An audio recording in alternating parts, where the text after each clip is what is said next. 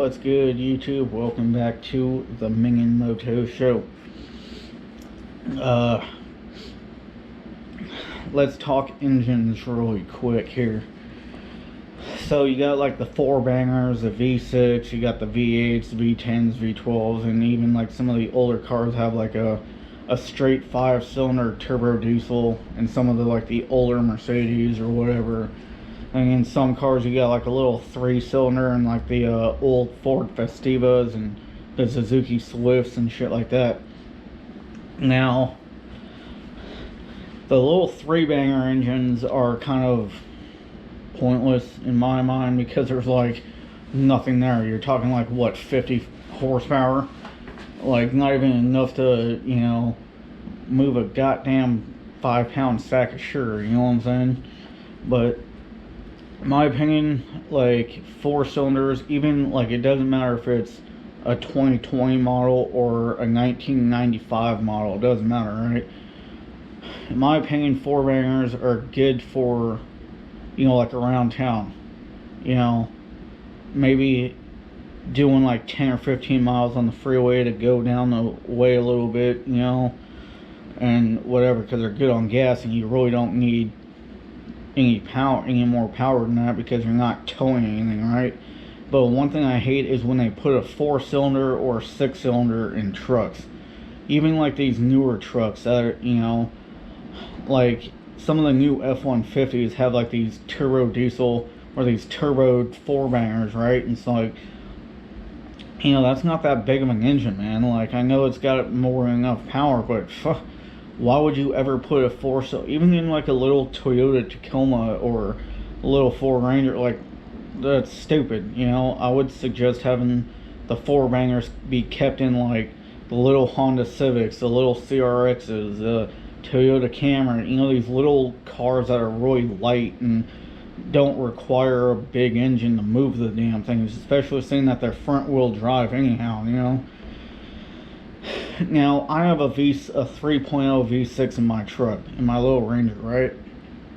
The problem is that I've noticed with Ford is back in those days, those engines were so underpowered for that truck. It's like, my truck weighs, I think, 3,400 pounds.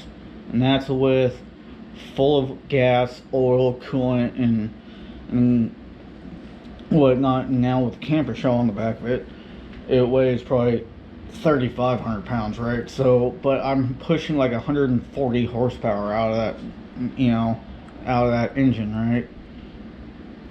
But that's at like 6,000 RPMs or some stupid thing, which I'm never at, right? So, and then like the 4.0 V6 was pushing like 155, right? So it's not much better, but it's a little bit better. But I even had a 4-banger 5-speed Ranger that was pushing like 112 horsepower, but the truck weighed 2,800 pounds.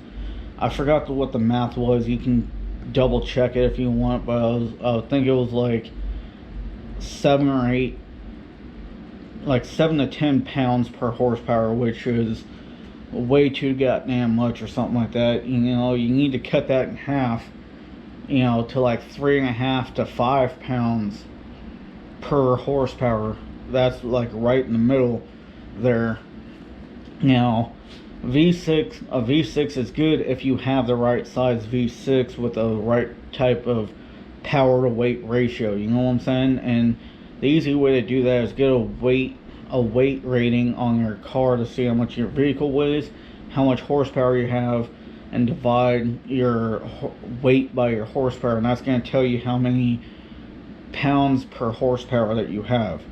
So if you have a 4,000 pound truck with 400 horsepower, you're pushing 10 pounds per horsepower. Now, if you can get that to 600 horsepower to where you're talking, or 800 horsepower to where you're talking like anywhere from 5 to 7 pounds per horsepower, then you're kind of getting a little bit better gas mileage, because the engine's not having to work as hard to get that vehicle up and moving, right? And then, you know, like the V10s, like I so wish that Ford would have never have gotten rid of the 7.3 liter turbo diesel V10 engine, man.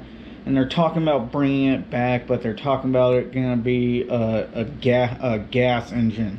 Like, that's fucking stupid, dude. Like, the 7.3 was the best diesel engine, and now the next best diesel engine that they have is a 6.7, right? And I'm always the type person, go big or go home on certain things, right? Like, your engine, don't go with the 4-banger, go with a V8 or a V10, you know what I'm saying? But I see some of these cars, like, don't get me wrong, I really love Lamborghinis, right? And I'm not really much of a Ferrari guy, but it's like, I was watching one of those auto auctions things where they were selling a Ferrari that had a 3.5 liter V12 engine that was pushing like 600 horsepower. I'm like thinking to myself, is that all you can get out of that fucking engine, was like 600 horsepower? There's dudes that are pushing, like Ford has a 3.5 liter V6 in their Ford Raptors that's pushing 450 horsepower, right? And that's in a 5,800 pound truck, okay?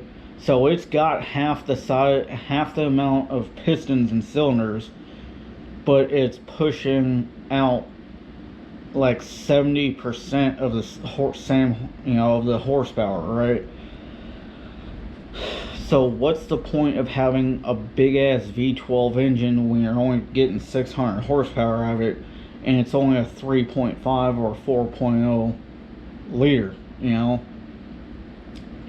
at least Rolls-Royce kind of had it somewhat right when they had that V12, pushing, like, what, 6, 8,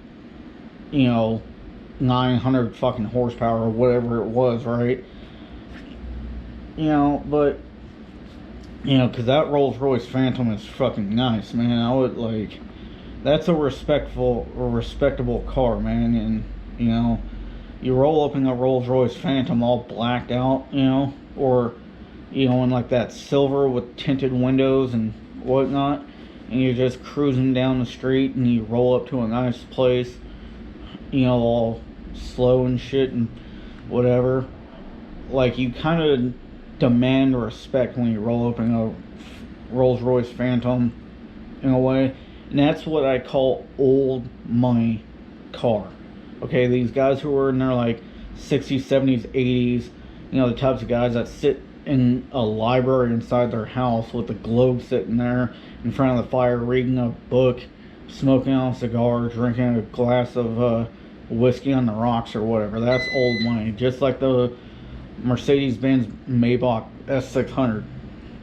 Young money, is like, gotta have the Benz, gotta have the BMW, gotta have the Bentleys, and the Lamborghinis and the Bugattis and the fucking McLarens and all this shit. Fuck that, dude. There's a 2-door sports car from Bentley that I would like to have in black wheels and tinted windows, basically murdered out. But I'm the type of guy, I love off-road trucks, dirt bikes, and all that shit, but I'd have no problem with cruising in a gosh damn Rolls-Royce Phantom, you know what I'm saying? Just because it's a nice car, And like I said, Bentley and Rolls-Royce are two big competitors, but they both have a car that I like from them. But yeah, 4-bangers, good for around town. 6 cylinders, good for, small lightweight trucks like a Ranger and shit and whatnot, and being able to carry a little bit of weight. But other than that, you gotta have a V8 in the muscle cars, big trucks, at least maybe even a V10 if you can get it. Let me know what y'all think down in the comment section down below. Love y'all, be safe, catch you guys on the flip side. Deuces, everybody.